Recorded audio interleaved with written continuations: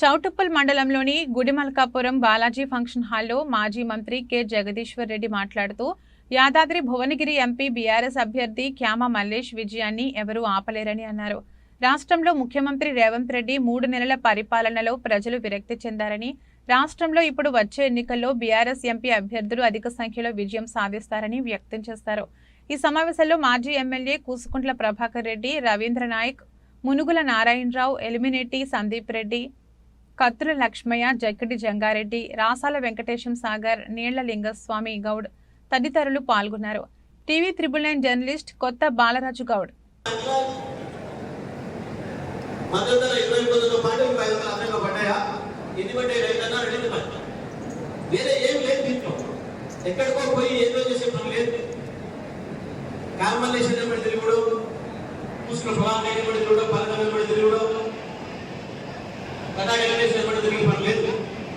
ఏ ఊళ్ళో ఆ ఊళ్ళో ఎవరున్న బజార్లో వాళ్ళు ఏం జరిగింది 100 రోజుల్లో ప్రభుత్వ నియమాలు చూసింది ఏమేమి వచ్చినాయి ప్రజలకు తెలియపడమే బీఆర్ఎస్ పార్టీ కార్యకర్తలు. నేను ఇంకొక పని లేదు.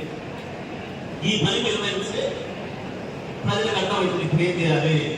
నిజంగా ఇప్పుడు అంటున్నాడు బీఆర్ఎస్కి ఏమవసరం, ఈ ఓటు బీఆర్ఎస్కి ఏమవసరం, మా ఇద్దరికే కావాలి.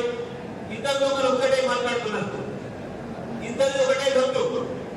బీజేపీ చూసి మీరు నిన్నడు కనుక ఒక్క రోజు కిషన్ రెడ్డి కానీ, బండి సంజయ్ కానీ, లక్ష్మణ్ కానీ ఎండిపోతున్న పొలాల గురించి మాట్లాడలేదు, కాలిపోతున్న మోటార్ల గురించి మాట్లాడలేదు, కడాక గొంతుల గురించి మాట్లాడలేదు.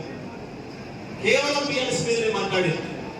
ఎక్కడన్నా ఈ దేశంలో ప్రతిపక్షం ఇంకో ప్రతిపక్షం మీద దాడి చేస్తాడా? అధికార పక్షం మీద చేస్తాడు. అధికార పక్షాలు నిలదీసి అడుగుతాడు, ఈ హామీ ఇచ్చిన ఏమైనా అడుగుతాడు. కానీ ఒక్క మాట రేవంత్ రెడ్డి మోడీ అన్నాడు, ఇక్కడ కిషన్ రెడ్డి రేవంత్ రెడ్డి అన్నాడు.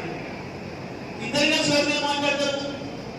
కేసీఆర్ ప్రధానమంత్రి అంటాడు కూడా వచ్చి ఇవాళ కూడా కేసీఆర్ ప్రతిపక్షంలో ఉన్న కేసీఆర్ గురించి మాట్లాడిపోయింది అంటే ఇవాళకి కూడా ఈ రాష్ట్రంలో కేసీఆర్ చూసే మీకు లాభ దర్శనం మీ ఇద్దరికి. ఇప్పటికి కూడా ఈ రాష్ట్రానికి నాయకుడు కేసీఆర్. వేరే వదిలి పెట్టే వీళ్ళు ట్విట్టర్లో మాట్లాడుతున్నారు. ఒక్కసారి అభ్యర్థులు చూడండి, మాని పార్టీలో సగం మంది అభ్యర్థులు మన వాళ్ళు, నీ పార్టీ సగం మంది అభ్యర్థులు మన వాళ్ళు. ఏం చెప్తుంది? ఈ రాష్ట్రంలో గెలిచే అభ్యర్థులు టీఆర్ఎస్ కే ఉన్నారు తప్ప కాంగ్రెస్ బీజేపీలకు లేరు. అందుకే టీఆర్ఎస్ పడబడుతున్నారు. టీఆర్ఎస్ లో ఉన్నారు కాబట్టి పిల్లలు చేసే వాళ్ళు ఇళ్ళ గెలుపుతున్నారు. అట్లా ఉన్నారు పనికిరాడు, అట్లా ఉన్నోడికి ఒకటి పందరం లేదట. అందుకనే టీఆర్ఎస్ టీఆర్ఎస్ లో వీళ్ళు పోయినా, ఇంకింత మంది పోయినా ఇంకా మనగాళ్ళను సృష్టించే శక్తుల నాయకుడు కేసీఆర్.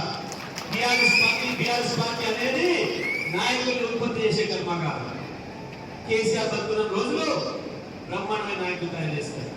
ఇలా వేదిక మీద ఉన్న సగం మందిని కేసీఆర్ తయారు చేసిన నాయకులు.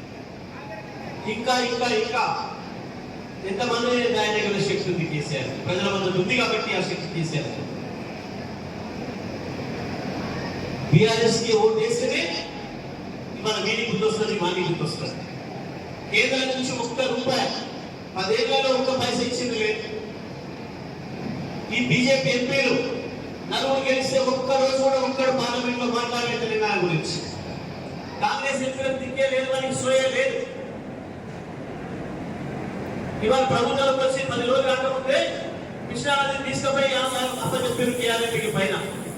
10 ఏళ్ళు కేఆర్ఎంపీ అనేది ఒకటి ఉంది అన్న సంగతే జిల్లా ప్రజల్లో కూడా మేము నిలిచినాం.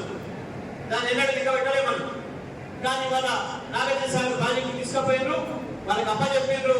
ఇప్పుడు ప్రాజెక్టు మీద ఓడాకే లాభదర్శిస్తుంది. నేను ఆనాడు ప్రతిసారి నేనే ఇచ్చిన నీళ్ళు ఎక్కడైనా ఉంటామనండి, నాగార్జున సాగర్ వైపు చూడడానికి వణుకుతున్నారు. ప్రాజెక్టు కాడికి పోయే దమ్ము లేదు. ఎందుకంటే కేంద్ర ప్రభుత్వం ఆధీనం కావాలి. ఇంటి ఇక్కడ కేసీఆర్ అడ్డం మీరు మాట్లాడారు తప్ప అక్కడికి ఒక అడుగు వేసే దమ్ము లేదు. మొత్తం పోగొట్టులు నాశనం చేసి ఇప్పటికే రాష్ట్రాలు తీసేసారు. ఇవన్నీ కావాలి, కొట్లాడాలి అంటే కనీసం మన పార్లమెంట్ సభ్యులు ఢిల్లీలో ఉండాలి.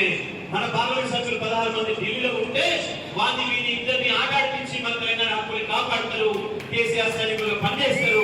అందుకే ఇవాళ తప్పకుండా కారు గుర్తుకే ఓటేసుకోవాలి, బీఆర్ఎస్ పార్టీ గెలిపించుకోవాలనే విషయం, దాని ప్రాధాన్యతను ప్రజలకు వివరించి చెప్పాల్సిన బాధ్యత బీఆర్ఎస్ పార్టీ సైనికులుగా మనందరి మీద ఉన్నది. ఈ మీటింగ్ యొక్క ఉద్దేశం ఏంటి? ఎందుకు వేయాలి బీఆర్ఎస్ పోతే ఎందుకు వేయాలి? రైతుల గురించి కొట్టాడాలంటే కేసీఆర్ ఉండాలి, కేసీఆర్ పైన బలమిచ్చే ధైర్యం ఇచ్చే సైనికులు ఉండాలి కేసీఆర్ అన్నది.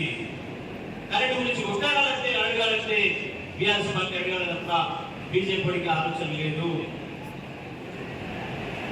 మల్లేష్ భాయ్ చెప్పినట్టు కేవలం రామాలయం తప్ప అటువంటి రామాలయాలు 1000 కట్టినా మనం వచ్చిన తర్వాత తెలంగాణ పల్లెల్లో ప్రతి ఊరికి ఒక రామాలయం కట్టిండ్రు, ప్రతి ఊరికి ఒక రేణుకా